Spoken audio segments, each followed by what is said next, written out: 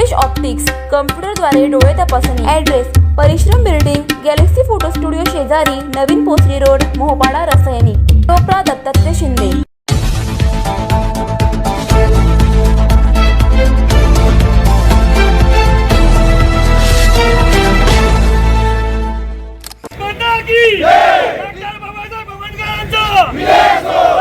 शिवाजी महाराज की नहीं चलेगी, नहीं चलेगी, तानाशाही नहीं चलेगी, नहीं चलेगी, नहीं चलेगी, तानाशाही नहीं चलेगी। इंकलाब जिंदाबाद, इंकलाब जिंदाबाद। शिवाजी जय भवानी।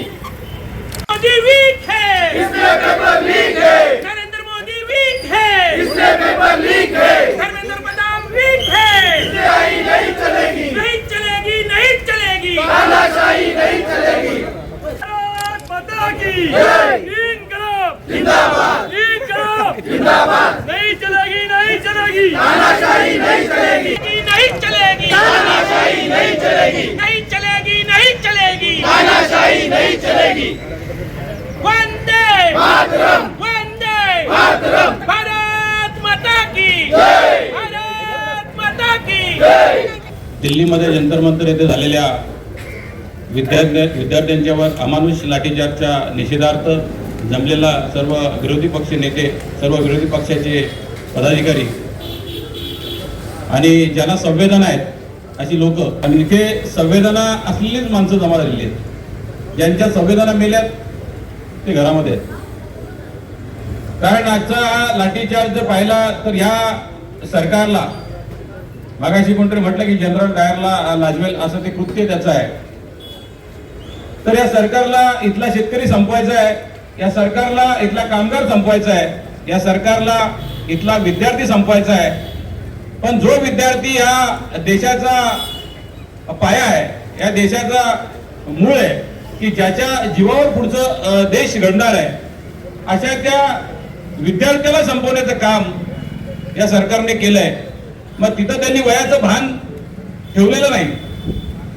ज्या पोलिसांच्या माध्यमातून असेल किंवा ज्या सैनिकांच्या माध्यमातून असेल, जो अमानुष अत्याचार करण्याचा त्यांनी प्रयत्न केला, की ज्यांच्यासाठी सोनम वांगचुक सारखं एक शास्त्रज्ञ, एक समाजसेवक, एक पर्यावरणवादी विचाराचा माणूस, या देशाचं खरं भवितव्य काय ते दाखवणारं नेतृत्व, की ज्याच्यावर 21 दिवस बसून सुद्धा एकही सरकारमधला मंत्री किंवा पंतप्रधान भेटायला आला नाही, हे दुर्दैव या देशाचं आहे। त्यांचे वडील ज्या वेळेला उपोषणाला बसले होते त्यावेळेच्या तत्कालीन पंतप्रधान इंदिरा गांधी त्याला भेटायला आल्या होत्या। म्हणजे ही आपल्या देशाची परंपरा होती, आणि ही आपल्या देशाची परंपरा खंडित करण्याचं काम या व्यापाऱ्यांनी केलं। म्हणजे या व्यापाऱ्यांनी नाही, जे या देशावर व्यापार करायला आलेत त्यांनी, की ज्यांनी संपूर्ण देश हा व्यापाऱ्यांच्या हातामध्ये दिला। आज जर पाहिलं तर मुलांना शिकायचं आहे, त्यांच्या नीट परीक्षेमध्ये झालेला जो घोटाळा आहे, जे ज्याचे पेपर फुटी झालेली आहे, म्हणजे सांगायचं तात्पर्य की या 12 वर्षामध्ये 152 वेळा पेपर फुटी झाली। या 12 वर्षात 152 वेळा पेपर फुटी झाली, आणि त्याच्यावर कुठलीच कारवाई झाली नाही। हे पेपर फुटी करू शकतात, हे पक्ष फोडी करू शकतात, पण या देशामधल्या नागरिकांचे प्रश्न सोडू शकत नाहीत। आणि म्हणून एक अडाणी पंतप्रधान स्वतः शिकू शकत नाही, म्हणून तो इतरांचं सुद्धा शिक्षण हिरावून घेण्याचा प्रयत्न करतोय।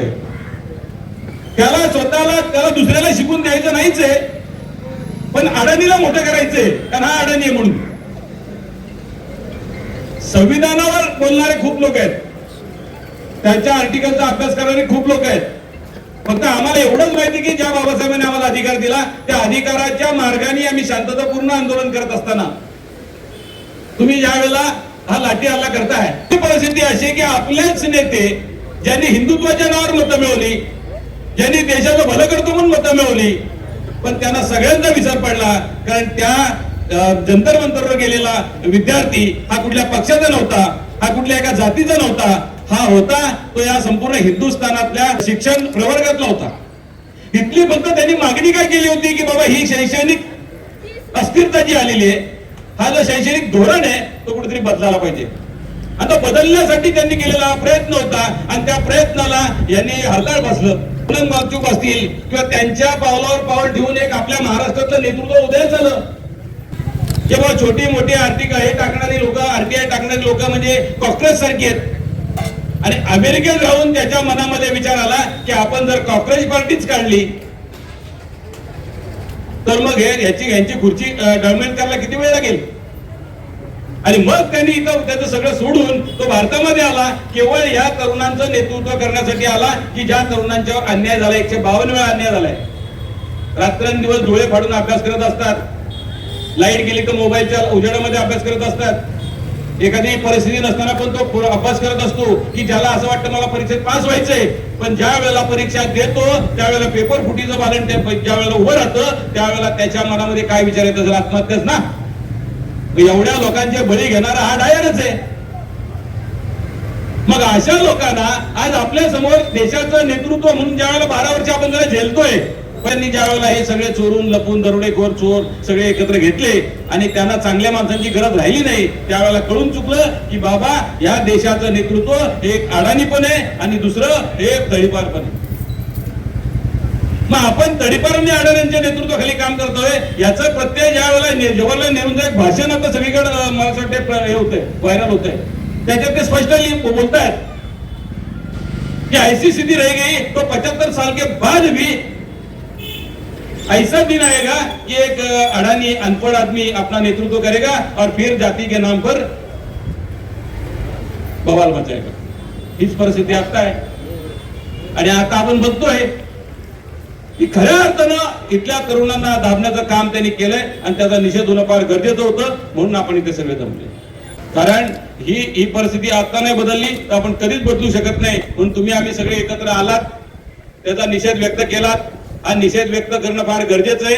कारण तुमच्या आमच्यातली संविधान जागी होणं फार गरजेचं आहे. कारण आपल्या लहान लहान मुलांचं भवितव्य पुढे अवलंबून आहे त्याच्यावर. कारण तुम्ही किती डोकं आपटलं तरी त्यांच्यामध्ये काही सुधारणा होणार नाही. कारण पंतांनी राजीनामा दिल्याशिवाय प्रधान राजीनामा देणार नाही. त्यामुळे पंत आणि प्रधान दोघांनी पण राजीनामा देणं फार गरजेचं आहे. त्यामुळे इथं आपण सगळ्यांनी त्याचा निषेध व्यक्त केला आणि असाच निषेध आपल्या सगळ्यांच्या माध्यमातून झालाच पाहिजे. एवढंच बोलतो, थांबतो. जय हिंद, जय महाराष्ट्र.